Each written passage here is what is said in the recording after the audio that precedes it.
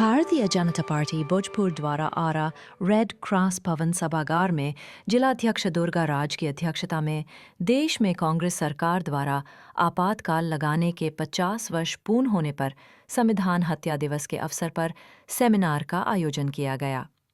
मुख्य वक्ता आरा विधायक अमरेंद्र प्रताप सिंह ने आपातकाल के समय की घटना पर आपबीती को बताया।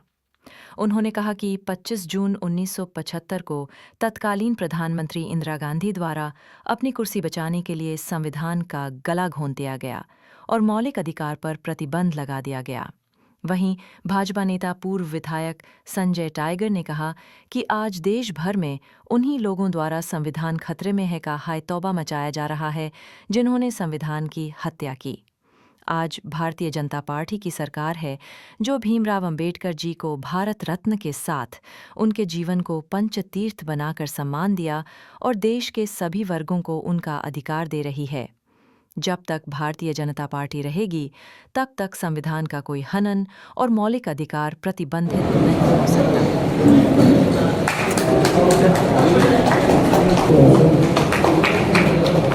जिसे मैं निवेदन करूंगा मनीष जी आपका मस्तक से स्वागत करें। एक बार स्वागत के लिए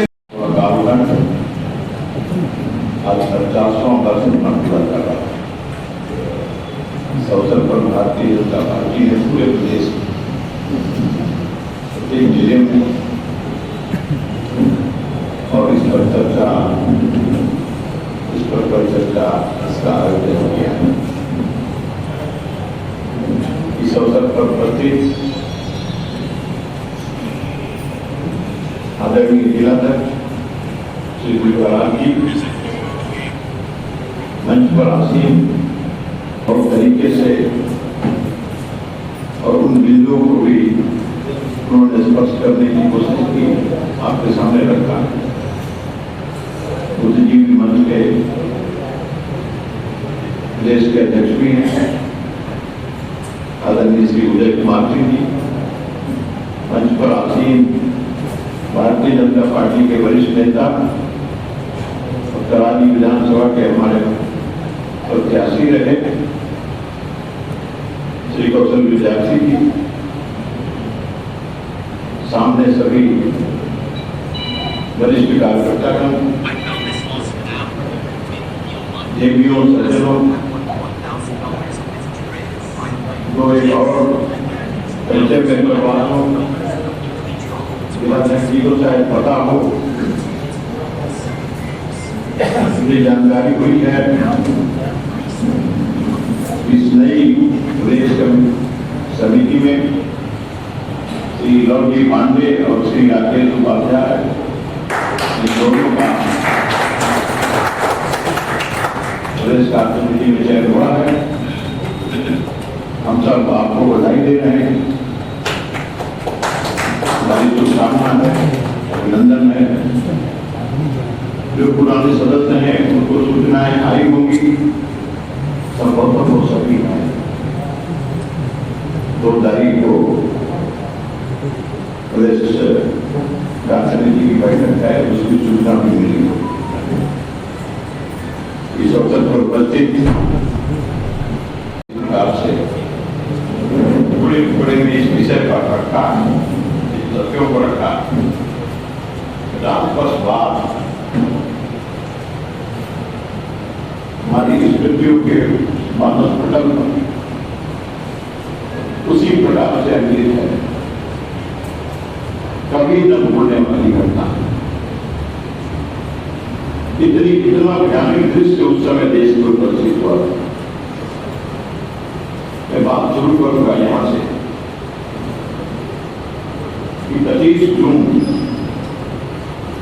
भारत के लोकतंत्र के इतिहास में अत्यंत एक महत्वपूर्ण दिन साबित हुआ। उसमें 2 घटनाएं घटी। एक तो 25 जून को आपातकाल लागू हुआ, सारा देश ही जेल बन गया, प्रेस मीडिया सबका सेंसरशिप हुआ, आदेश हुआ कोई भी समाचार पत्र, कोई भी मीडिया जिस समाचार को छापेगा उसे कलेक्टर के सामने लाएगा, कलेक्टर उसकी स्वीकृति देंगे, तभी वो छाप पाएगा।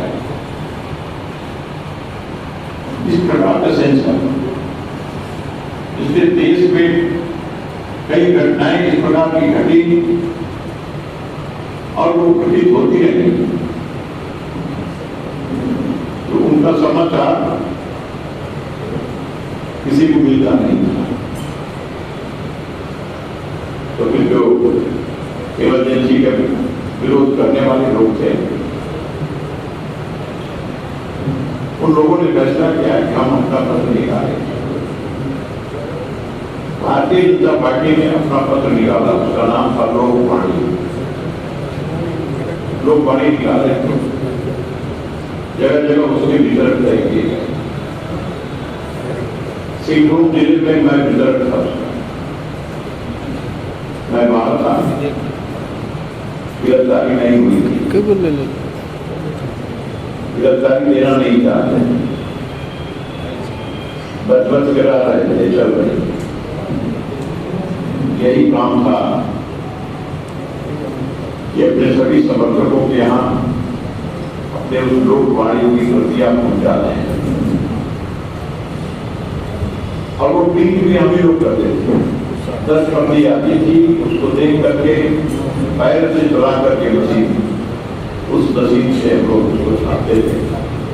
हम में से हमारे साथी को छापते, उसका प्रूफ रीडिंग भी वो करते थे। हमारे साथियों में से ऐसे लोग थे, विशेषज्ञ लोग, वो इस काम को करते थे। उन दिनों की जब याद करते हैं, मुझे कहा गया जो भुक्तभोगी हैं, जिन्होंने भोगा है, वो अपनी बात भी पूछ गए। तो सरायकेला में हम लोग इस मशीन को रख करके और वहां उसको छाप करके उसको बांटते थे, और वहां से जब ले जाते थे तो टुकड़े टुकड़े में करके। एक सज्जन आनंद मार्गी थे, मैं यह भी बता दूं कि राष्ट्रीय स्वयं सेवक संघ, आनंद मार्ग और जमायत इस्लाम, इन तीनों संगठनों पर प्रतिबंध है इमरजेंसी। और इन तीनों संगठनों के जो समर्थक थे, जो लोग थे, जो पदाधिकारी थे, उनको जेल में डाला गया। उनके विरुद्ध भी हिंसा कानून दिया गया। एक आनंद मार्गी थे, उनके घर में मैं देता था लोकवाणी। उनके घर पुलिस पहुंच गई, उनके दरवाजे के दराज से डाल देता था। उसके थोड़ी देर बाद ही पुलिस पहुंची, उन्हें मालूम नहीं कि वो पत्रिका आ गई है। उन्होंने दरवाजा खोला और पुलिस को सामने वो पत्रिका मिल गई। अब तो उनकी पिटाई हो गई और उन्होंने बता दिया कौन हमारे यहाँ पहुंचाता है। अब जैसे एक बड़ा अपराधी होता है, उसके चारों तरफ घर को घेर करके पुलिस है, कम से कम 30, 35, 40 पुलिस होगी उनकी संख्या। और उन्होंने मेरे 2 कमरे के उस क्वार्टर को घेर दिया।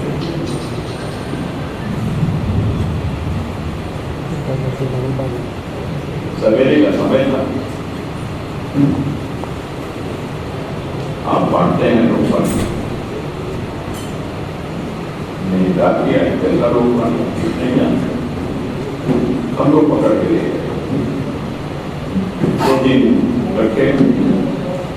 आईवी का DIG साहब का ऑफिस का उसी में एक कमरा में बंद करके एक कुर्सी पर बैठा के ऐसे लॉक कर दिया गया। मैं उसमें से निकल नहीं सकता था, खड़ा नहीं हो सकता। सामने गिलास से स्टूल पर पानी रखा हुआ था, फल और मिठाई रखा हुआ था। मैं उसे छू नहीं सकता था, इतना दूर। उस लाल कोठी के अंदर उस मकान बिल्कुल काला पेट में था, जैसे हम लोग फोटो खिंचवाने जाते थे सारे कमरे में। कि उसी प्रकार का होगा। दूसरे दिन ही नहीं, गिलास का पानी यूं करके टूटे नहीं। फिर उन्होंने हमारा कागज बनाया और चलान कर दिया। लगभग 40 घंटे के बाद और तब मुझे हजारीबाग भेजा गया। मैं वहां हाटी एरिया में था, तो करीब 40 दिन 45 दिन में हमारा बेल हो गया जमानत। उसमें जमानत का प्रावधान था, बाद में उसको भी सट किया पटना हाईकोर्ट। मैं बाहर आ गया, फिर काम करने लगे हम लोग। फिर पकड़ के गए, उसमें जो पकड़ के गए तो उसी की एरिया में गए, लेकिन दिशा में गड़बड़ होने के लिए और कलेक्टर के यहाँ डीसी के यहाँ चला गया। संयोग था कि हफ्ता दिन के अंदर ये कार्रवाई होती रही। हफ्ता दिन के अंदर इमरजेंसी तो लगी ही थी, लेकिन चुनाव की घोषणा हो गई है, सबको रिहा करेंगे इसकी घोषणा। लोग बाहर आए। उसके पहले 1974 में सत्याग्रह करके गिरफ्तार हुए। तो वो गिरफ्तारी आपातकाल में नहीं, वो गिरफ्तारी जेपी आंदोलन। तो इस प्रकार से देश की जो स्थिति थी, सिर्फ इंदिरा गांधी का चुनाव और जो चुनाव उसके खिलाफ जो जगमोहन सिन्हा का फैसला हुआ इलाहाबाद हाईकोर्ट,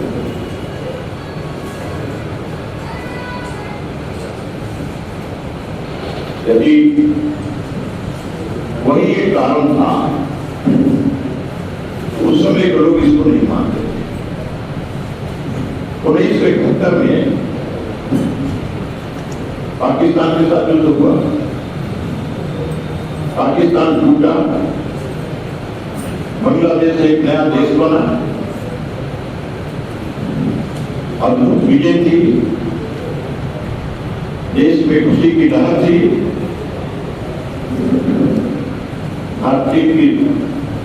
भारत की जमवाद सेना, उसकी बहादुरी, लगभग 90,000 से 1 लाख पाकिस्तानी सैनिक को गिरफ्तार करके जनरल नियाजी के साथ तो भारत लाया गया युद्धबंदी के रूप में। बहुत बड़ी सफलता थी, देश खुशी से नाच रहा। और वैसे में चुनाव हुआ, इंदिरा गांधी दुर्गा है, देवी है, दुर्गा का अवतार है, ऐसा सारे देश में 442 सीटों पर इंदिरा गांधी चुनाव लड़ी। मुझे याद है 352 सीटों पर उन्हें सफलता मिली। तो एक बड़ी सफलता के साथ वो प्रधानमंत्री बनी, अपनी पार्टी तोड़ करके और उस पार्टी से अलग होके अलग चुनाव निशान लेकर के और चुनाव में आके जीत गए।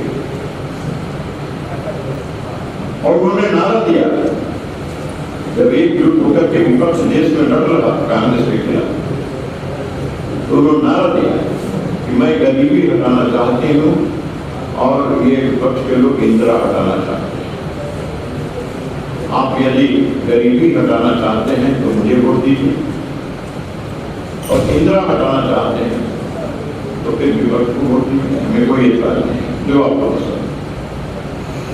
जनता ने फैसला किया, हम गरीबी दूर करेंगे, हम बेरोजगारी दूर करेंगे, हम इस सब का मिटाएंगे, हम बराबरी लाएंगे। सारी बातें उन्होंने की।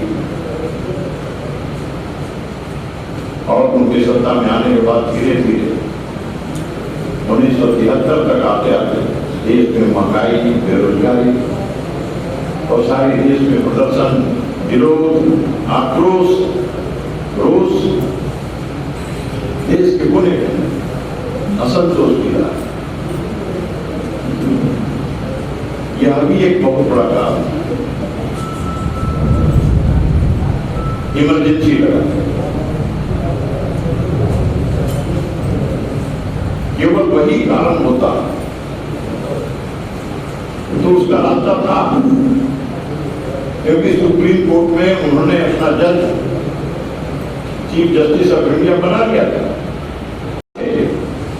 और उन्होंने सार्वजनिक रूप से कह दिया था कि हाई कोर्ट का जो फैसला है उसे सुप्रीम कोर्ट आसानी से पलट सकता है।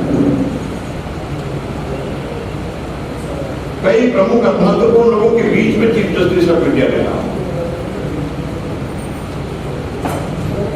बाकी नहीं बचा,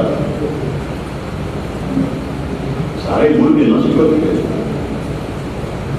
जब कहां संविधान, कहां न्यायपालिका, कहां प्रेस, कहां मीडिया, कहां स्वतंत्रता, कुछ भी नहीं बचा। आप बता रहे थे 42वां संशोधन, 24वां संशोधन, 137वां संशोधन, 138वां संशोधन, ये सारे संशोधन क्रम से हुए। ये 1975 में नहीं हुए, पहले तो हो रहे थे, ये तैयारी थी।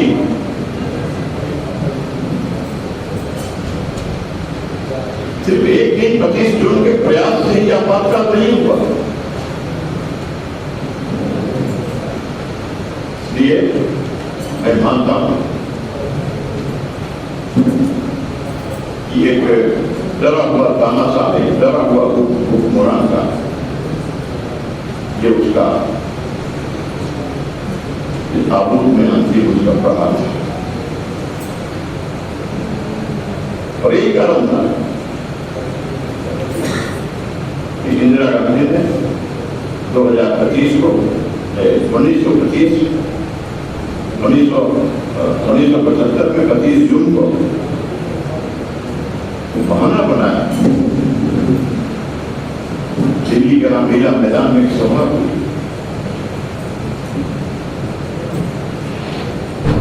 सभा में सभी विपक्षी थे, उन लोगों के भारतीय जनता पार्टी के नेता श्री मदन लाल खुराना उसका संचालन कर रहे थे। अन्य सभी पार्टियों के यानी वामपंथियों में उसमें कुछ वामपंथी भी थे, socialist party, socialist centre of India, SSP वाली, मार्क्सिस्ट कम्युनिस्ट पार्टी, ये लोग भी, भारतीय जनसंघ भी था, लोकदल भी था, समाजवादी पार्टियां जो थी वो सभी थी, उनके सब नेता थे और जेपी भी गए थे पटना, वही मुख्य संबोधन करता और उन्होंने संबोधन करते हुए कहा कि इंदिरा गांधी के चुनाव को अवैध करार दिया है हाईकोर्ट ने, अदालत ने, न्यायपालिका ने, इसलिए ये सरकार अवैध है, इन्हें सत्ता में रहने का एक क्षण भी, एक दिन भी अधिकार नहीं है, इन्हें इस्तीफा देना चाहिए। यदि इस्तीफा नहीं देती है तो इनके आदेश को पुलिस को, अधिकारियों को, कर्मचारियों को, किसी को मानना नहीं, सभी उनके मातहत काम करने वाले लोग उनका आदेश मानने से नहीं। अभी कहा गया देश करो तो जेपी के खिलाफ देश गिरफ्तार किए गए। एक संसदीय समिति में बंगलुरु गए थे, अटल जी गए थे, आडवाणी जी गए थे, उनके साथ सामने मिश्रा गए थे, उन्होंने वर्णन किया है और वहां से को गिरफ्तार किए। गोडबोले जी उस समय कार्यालय मंत्री थे, हम लोग के दिल्ली कार्यालय में रहा था, उन्होंने फोन किया कि आपातकाल लागू हो गया, मुझे पता नहीं था। और भी लोग गिरफ्तार हुए, आप लोग भी गिरफ्तार होने वाले हैं, जैसा समझे वैसा करें, उन्होंने सूचना दिया। ठीक उसके 1 घंटे के अंदर पुलिस का दल वहां पहुंच गया और सभी वहां से गिरफ्तार किए गए। उनके साथ श्यामनंदन मिश्र भी थे, सेंट्रल कांग्रेस के नेता, सभी बड़े नेता गिरफ्तार किए गए और देश के उसके बाद जो घटनाएं घटी और जो भगवान कहा उस जुर्म का, उस अत्याचार, आप बता रहे थे। इस प्रकार से नसबंदी हुई जनसंख्या नियंत्रण के लिए, कुंवारे लड़के को, लड़कियों को पकड़ना। अब जो ये काम कर रहे थे नसबंदी का, जो उसमें कर्मचारी थे, अधिकारी थे, उन्हें उनके ऊपर था ये कि आप इतना रोज आप नसबंदी कराइए, नहीं तो आपकी नौकरी जाएगी। तो किसी को पकड़ के करो, कुछ कागज में भी होता, किसी का मकान गिरा देना है, 4 दिन का मौका दिया जाए, आप अपना सामान हटा दीजिए, सड़कों पर चौड़ा कर। दिल्ली के तूफान घटना अखबारों में नहीं आई, इसलिए अखबार समाचार दे ही नहीं पा रहे, लेकिन वहां गोलियां चली, सैकड़ों लोग मारे गए। उसके सौंदर्यीकरण के लिए संजय गांधी के नेतृत्व में ये सब। उनके साथ कौन थे? आरके धवन थे। इंदिरा गांधी के साथ कौन थे? मजबूती के साथ सिद्धार्थ शंकर राय थे। किस प्रकार से, किन परिस्थितियों के बीच और कैसी स्थिति थी जहां उस समय आपातकाल बहाल हुआ, आपको जानकर के आश्चर्य होगा। ये संविधान रचाने का नाटक करने वाले हैं, जिन्होंने किस प्रकार से संबोधन का समय और अपमान किया, उसकी धज्जियां उड़ाई। बिना कैबिनेट के संतुष्टि का कोई प्रस्ताव राष्ट्रपति जी के यहाँ सरकार नहीं ले जा सकती। और प्रधानमंत्री उनके यहाँ 11 बजे रात को जाकर वो सिद्धांत रह जाकर उसे दस्तखत करवा लिया, और 6 बजे सवेरे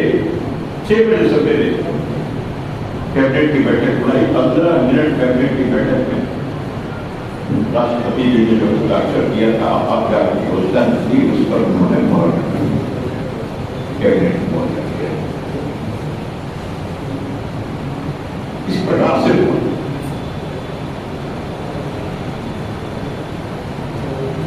तो आप संविधान की बात करते हैं।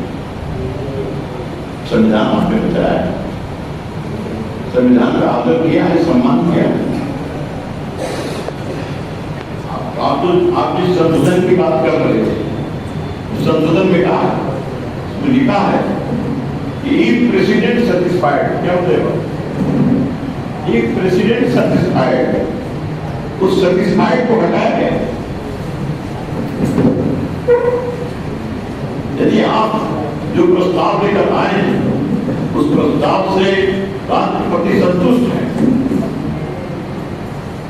उनके विचार से यह प्रस्ताव संतोषजनक है, तो राष्ट्रपति उस पर दस्तखत कर सकते। यह अधिकार राष्ट्रपति का समाप्त किया गया। संतोषजनक उस शब्द को हटा दिया, सेटिस्फाइड उस शब्द को ही हटाया गया, बस काम हो गया। और 9 शेड्यूल में समझा गया, जो बेनिकुल का कानून होना बेनिकुल हो गया। एबीएस कॉर्पस, पंजीकरण याचिका लग गया, मामला न्यायालय। आप किसी को भी गिरफ्तार कर सकते हैं, लेकिन कहाँ है, कैसे है, यह बताना जरूरी है।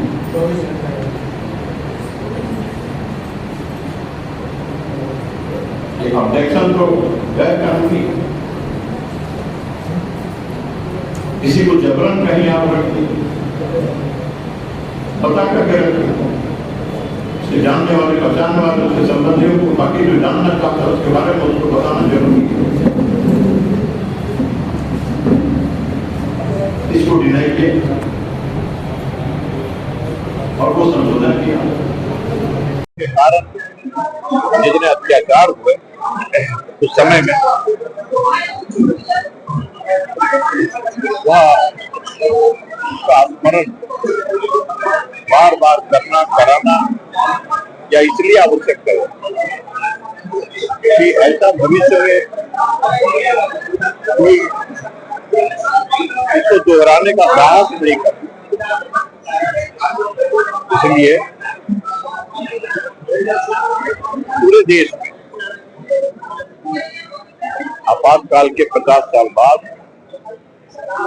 भारतीय जनता पार्टी को अत्यंत ही और संजीदगी के साथ याद करने का कार्य देश भर में किया और उसी के निमित्त यहाँ भी और यह कार्यक्रम आयोजित है और इसमें हम लोगों ने संवाद किया आपस में और याद किया उन दिनों को। भारत का लोकतंत्र आज भी उतना ही मजबूत है और किसी प्रकार अगर इसे नुकसान पहुंचाने की कोई कोशिश करेगा वो सफल नहीं होगा। भारतीय जनता पार्टी ने भी संकल्प किया है कि भारत के लोकतंत्र पर, इसके श्रेष्ठ संविधान पर कोई आंच नहीं आने देंगे। तो इस संकल्प को भी हम लोग आज आपातकाल के त्रासदी को उसका स्मरण करते हुए संकल्प लिया, प्रतिज्ञा किया। विपक्ष कह रहा है कि पिछले 11 साल और 5 महीने में से लगातार घोषित इमरजेंसी देश में चल रही है। इमरजेंसी कैसी इमरजेंसी देश में है? इस देश में लोकतंत्र का, ये दुनिया का सबसे बड़ा लोकतंत्र, चुनी हुई सरकार काम कर रही है, संवैधानिक व्यवस्था के अंतर्गत सारे काम हो रहे हैं, इसमें तानाशाही कहां से? और एक बात सुन लीजिए, भारतीय जनता पार्टी जब तक है तब तक इस देश पर तानाशाही कोई थोप नहीं सकता। जो लोग इमरजेंसी के खिलाफ थे आज वही कांग्रेस के साथ में है। जो लोग इमरजेंसी के खिलाफ थे वही आज लोग कांग्रेस के साथ में हैं। उसमें से बहुत लोग साथ हैं जिनके अंदर सत्ता लिप्सा पैदा होती है, वो कहीं भी जाते हैं। ऐसे लोग गए हैं, ऐसे लोग पदलोलुप हैं, तो ऐसे लोग करते हैं। जनता भी उन्हें जानती है, देखती है, समझती है और ऐसे में उनका जो राजनीतिक भविष्य है और जो हश्र वो जानते हैं। और जनता ने किस प्रकार से दरकिनार किया है आप देखिए। देश की सबसे बड़ी पार्टी थी कांग्रेस में, आज कहां है? आज कांग्रेस के साथ जो लोग हैं वो कहां हैं, ये देखने की, समझने की जरूरत है। लेकिन थोड़े समय के लिए यदि मन के अंदर कोई बात पैदा हुई है, लोग गए हैं, उन्हें कोई सफलता नहीं मिलेगी। देश को नुकसान पहुंचा करके कोई आगे बढ़ेगा, कोई पद प्रतिष्ठा प्राप्त कर लेगा, ये संभव नहीं है। अगर ऐसा है तो वो दिवा स्वप्न देख रहा है।